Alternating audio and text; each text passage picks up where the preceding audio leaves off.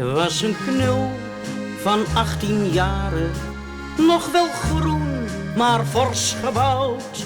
Die werd tuinknecht onder Laren en dat heeft hem diep berouwd.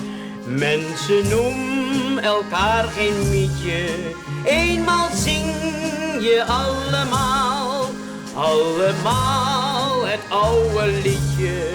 Het is de schuld van het kapitaal.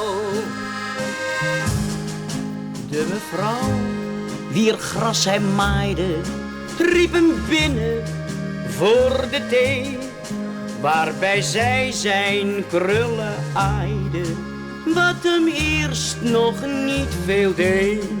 Mensen noemen elkaar geen mietje, eenmaal zing je allemaal, allemaal het oude liedje. Het is de schuld van het kapitaal. Zij verleiden in het schuurtje, bij de schoffel en de schaar. En al ras voor nog 1 uurtje moest hij mee naar haar boudoir. Mensen noemen elkaar geen mietje, eenmaal zing je allemaal, allemaal het oude liedje. Het is de schuld van het kapitaal. En meteen voor vastgenomen deed hij wat ze van hem wou. Van de tuin zou niks meer komen, er kwam veel meer van mevrouw. En hij raakte zo van zinnen dat hij het gras niet meer wou doen. Als hij werkte was het binnen en daar was al niks meer groen.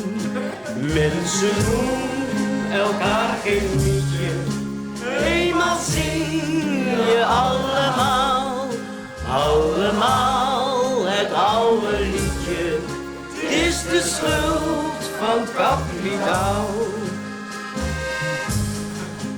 Toen ontdekte hij op een morgen dat de bakker en de post vele malen 's nachts bezorgde en dat hij werd afgelost.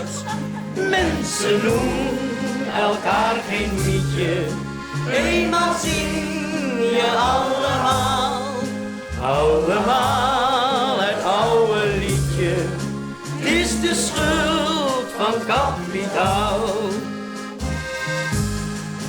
En zo kreeg na deze dame ook de grote stad hem klein.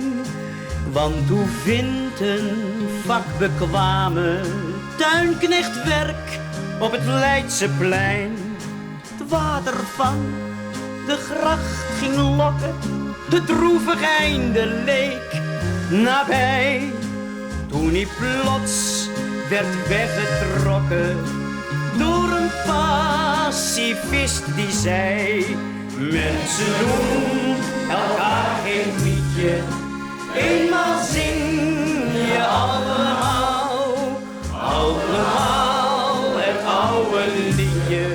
Het is de schuld van het kapitaal. Zo loopt hij, pas 18 jaren en met een brutale kop, bij een villa onder Laren met een bord en daar staat op: mensen noemen elkaar geen liedje, eenmaal zing je allemaal, allemaal het oude liedje. Het liedje van